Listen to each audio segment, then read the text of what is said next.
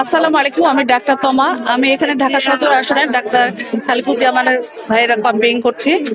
এখানে রুগীদের মোটামুটি তারা রাত্রেবেলা আগুন ধরাতে তারা দৌড়াদৌড়ি করেছে, এই জন্য তাদের শরীর ব্যথা, গায়ের উপর টিন পড়েছে, ওগুলার জন্য তার কাটাছেঁড়ার ব্যথা।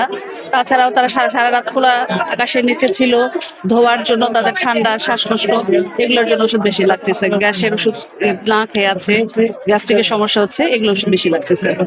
আর কাটাছেঁড়ার জন্য তো টিটেনাসের ইনজেকশন এগুলো দেওয়া হচ্ছে।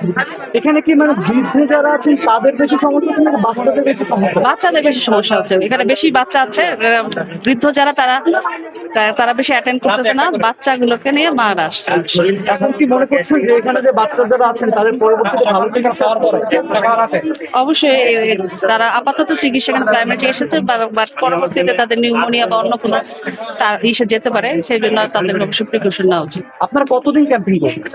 আমরা আগামীকাল পর্যন্ত করব, তারপরে যদি লাগে আরো এক্সটেনশন করা হবে।